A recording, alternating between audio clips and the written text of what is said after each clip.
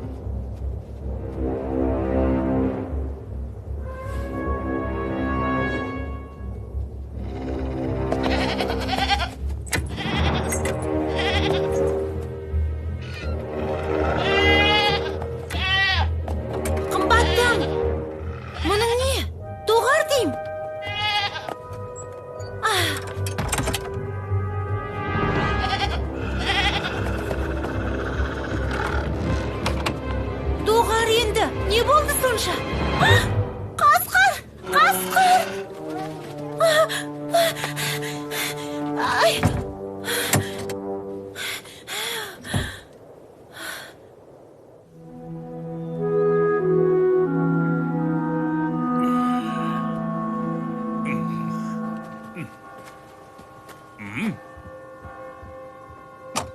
Ата, шіркеу қоңырауы неге соғылып жатыр?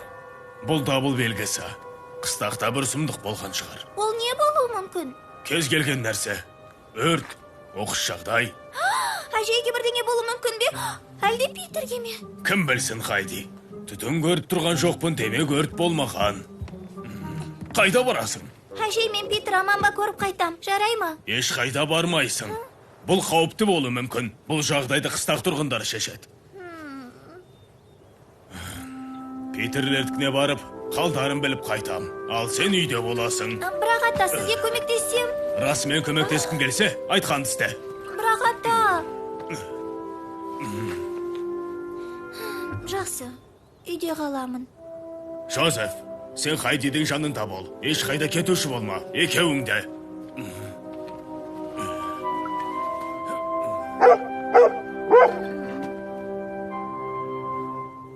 Кеше түнде біздің қоймадағы кептірілген еттер жоғалып кетті. Расымен қасқырма, Тереза? Бірақ ол ешкі жатқан қораға қалай кіріп жүр? Білмеймін. Тереза қақпаны жапқан болатын. Шамасы жабай қасқыр өткір тырнақтарымен сырманы ашып Ол алған. қасқырдың көзін жоюымыз керек. Тез арада. Өтінемін, қалай тыныштық сақтаңыздар. Қасқырлар еш себепсіз қыстақты кезбейді. Солай ма? Ендеше ол неғып жүр? Білмеймін. Алайда келуінің бір себебі бар. Тез арада қасқырларды қуып таудан асырып тастайық. Екінші қыстаққа келмейтін болады. Кешіріңіз, алайда қасқырды қорқытып қашыру арқылы балаларымыздың өміріне төнген қауіпті сейілте алмаймыз. Бұлай тәуекел етуге болмайды. Қасқыр ет ұрлағанын тоқтатпаса біз аш қаламыз. Оны ату керек. Сен барсаң, мен де барам, Йохан. Я, мен де барам. Ешкілерді қорғауымыз керек. Кешір, Питер, бірақ бұл үлкендердің ісі. Ай, балақай, ол өте қауіпті. Мен де барам. Қол көп болса, қорқынышты азаят демеуші ме еді? Қалауың білсін. Үйден қаруымды алып келем. Орманға кіре берістегі жол айрықта кездесеміз.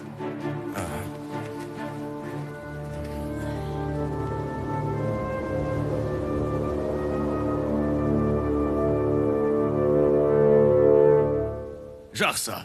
Аман есен екенсіздер ғой. Хайдиге сәлем айт. Айтамын. Аға.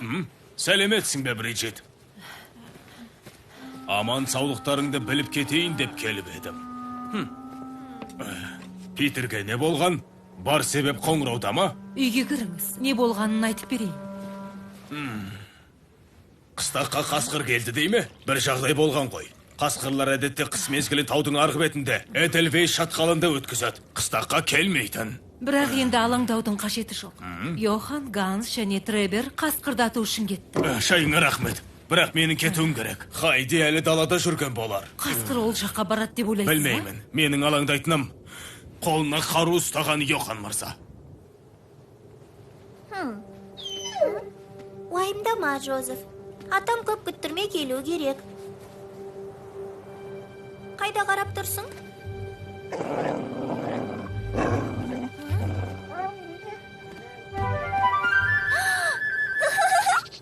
Мына қоянның секіндісін-ай. Джозеф, сен осында қал, жарай ма? Әйтпесе үркіп қашып кетуі мүмкін.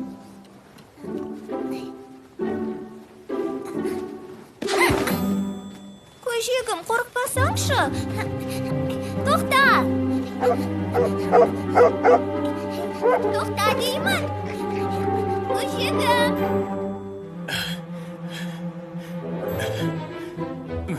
Қараңыздар, мұнда былай депті.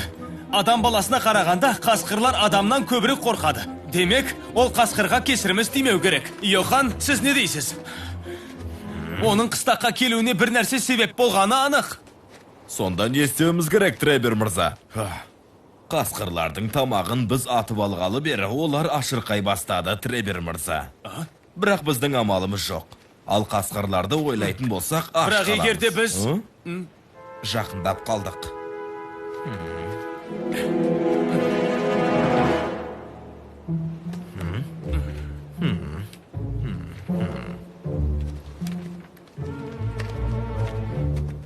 Егер түлкі аулауға шыққанымызда жақындаған болар едік, Йохан.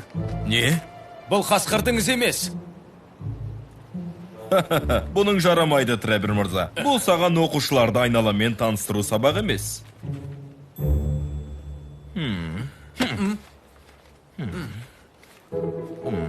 Осы жолмен тік жүреміз.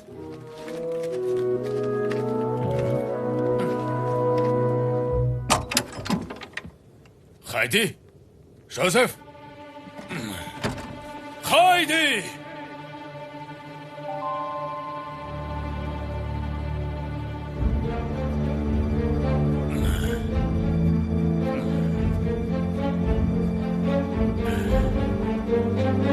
Хайди!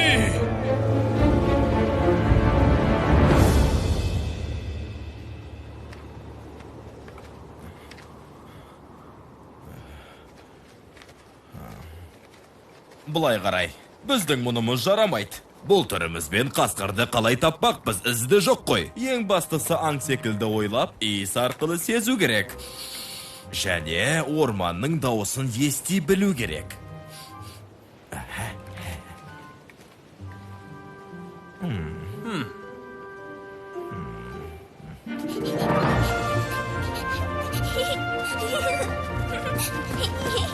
Қоян-ау, мұнша қашқаның не? Мен саған тиіспеймін.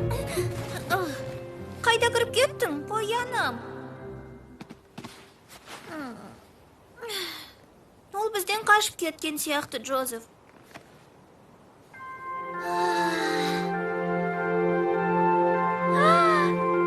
Мәссаған?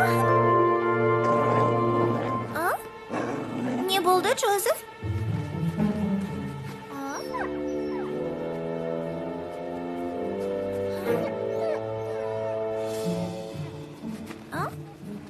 Ой, кішкентай күшік.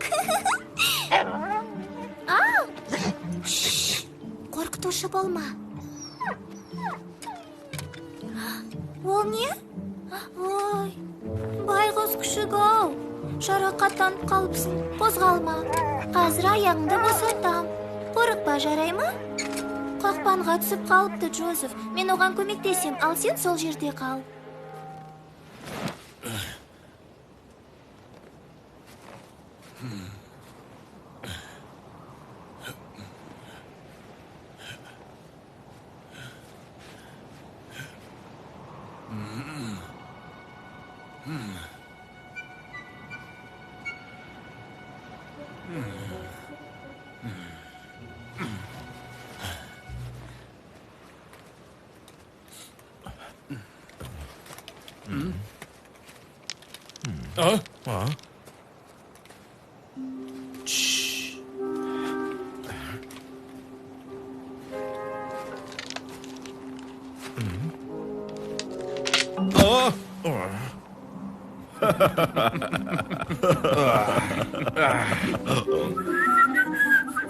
Қане, жүріңдер, жоғары көтерілеміз.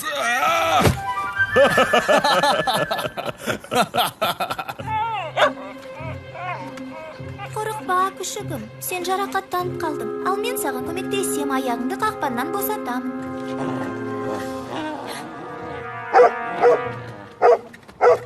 Рахмет, Джозеф. Сен ақылды итсің.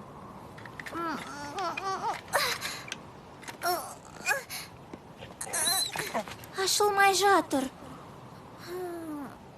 Бәрі жақсы болады. Маған бірдеңе керек. Мына бұтақпен қазір сені босатам.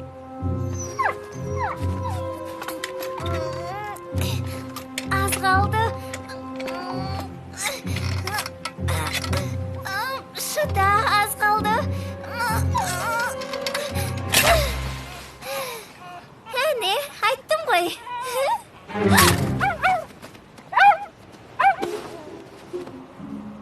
Ой, сәл шыдашы. Аяғыңды таңып берем. Атам лақтың аяғын осылай таңған болатын. Хайди!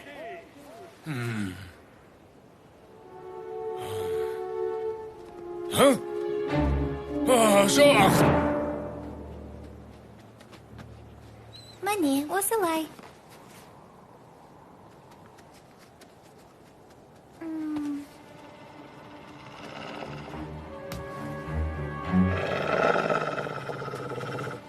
Жақсы болды ма? Қатты таңып тастаппын.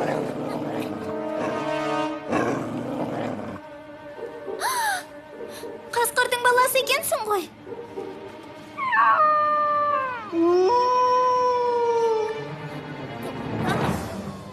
Мен бар болған оған көмектескім келді. Көрдің бе, оны қақпаннан босаттым. Жаралы аяғын таңып қойдым. Енді балаңды алуыңа болады. Саған кедергі жасамай.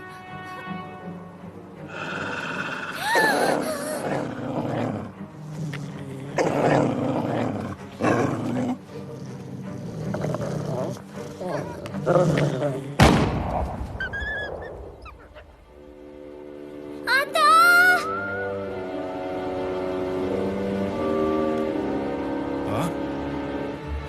Мұна жақтан шықты. Қане, соңымнан еріңдер. Хайди! Қозғалушы болма.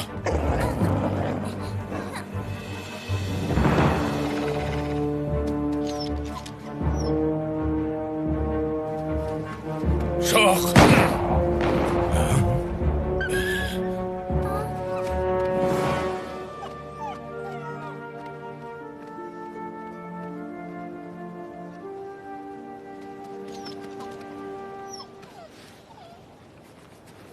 Хайди, бері кел. Ата! Ата! Бұдан бұлай өздігіңмен кетуші болма. Ұқтың ба, қызым? Әлгі қасқыр тап берсеші. Бірақ мен бөлтірікке көмектестім ғой. Ол аяғын жарақаттап алыпты. Оған көмектесіп аяғын таңып қойдым. Сіз де ешкінің аяғын таңып едіңіз ғой? Сол секілді. Тыңда, Хайди. Бұл жерден кетейік. Анасы қайтып келуі мүмкін. Бірақ... Әне! Ақыр іздегенімізді таптық.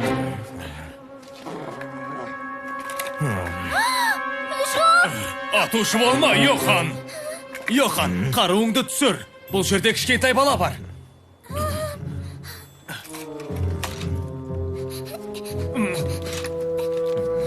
Бәрі жақсы болады. Атам екеуміз саған қорған боламыз. Өлтірікке жақындаушы болма, Йохан. Бұл қыстақ тұрғындарының шаруасыға. Сіздің араласпағаныңыз дұрыс. Қазір сен қыстақта тұрған жоқсың демек, сенің араласпағаның жөн. Біз қыстақпен кішкенте балаларды қорғауымыз керек. Мына бөлтірік ешкімге шабуыл жасаған жоқ. Тіпті қыстақтың маңайына да жоламаған. Аға дұрыс айтады, Йохан. Бөлтіріктің шабуыл жасауға шамасы келмейді. Оның кішкентай екені рас шығар. Алайда келесі жылы бұл бөлтірік қасқыр болады. Сол кезде қыстаққа шабуыл жасамасына кім кепіл? Олай емес. Қасқырлар адамдар тұратын жерде мекендемейді. Олар әдетте таудың арғы бетінде, Эдельвейс шатқалында жүреді. Ол бәрібір жаралы. Одан да ол сырқатынан құтылсын. Ал біз терісін пайдаға асырайық. Олай жасай алмайсыз. Не деген қатыгез едіңіз. Ол да, анасы да ешкімге жаманшылық ойлаған жоқ. Енді бөлтірік жалғыз қалды. Бәрі әлгі темір қақпанның кесірінен. Қақпан?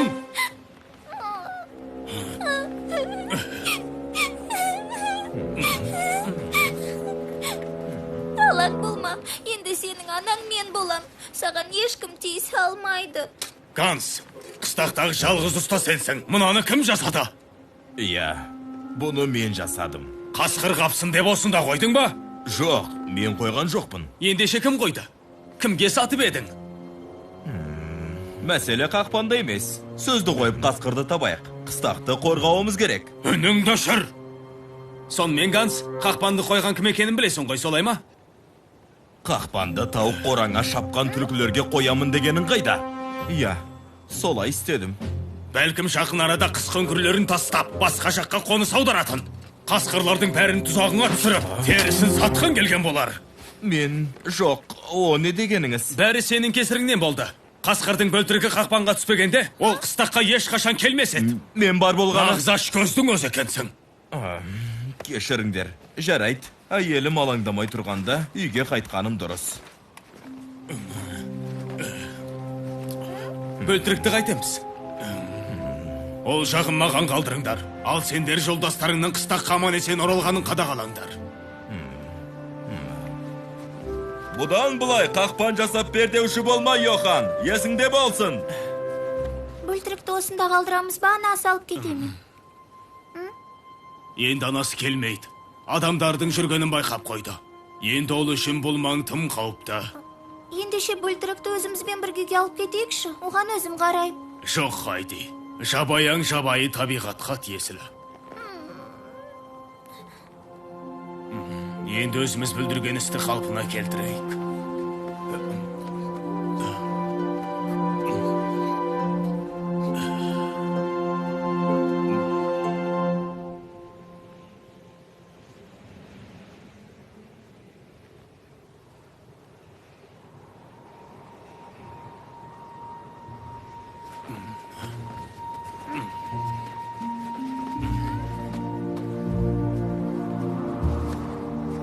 Ақыры жеттік.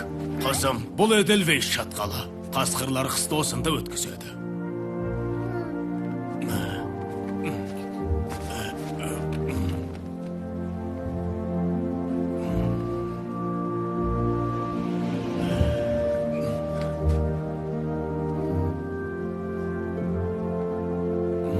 Анасы келгенше осында күте тұрайықшы.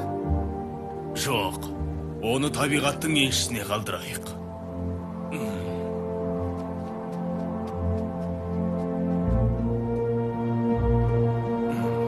Қане, бөлтірікті алыстан бақылайық. Жүре ғой.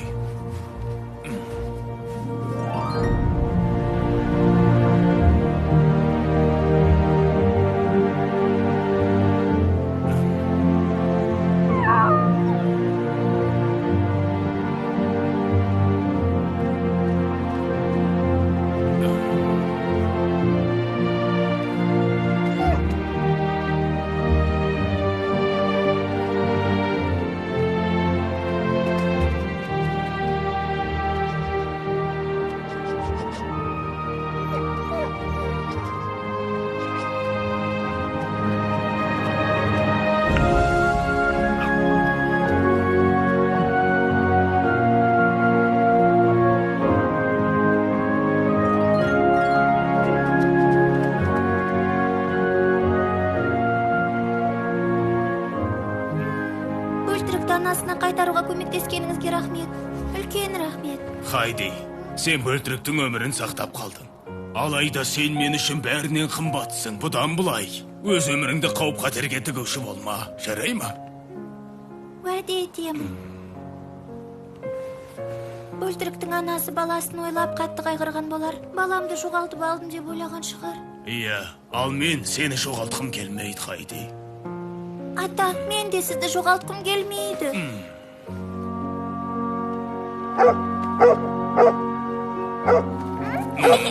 Я, әрине, Джозеф. Сен де әрдайым қасымызда боласың.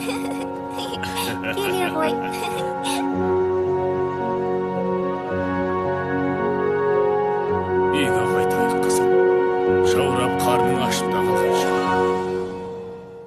Қазақстан телерадио корпорациясының тапсырысы бойынша аударып дыбыстаған Казмедиа Мобайл. Сен мықтысың, ақылдысың, батылсың, тапқырсың. Сенің қолыңнан бәрі келеді. Балапан телеарнасы балалар күніне орай байқау жариялайды. Телефоныңды қолыңа алып, менің Қазақстаным деген тақырыпта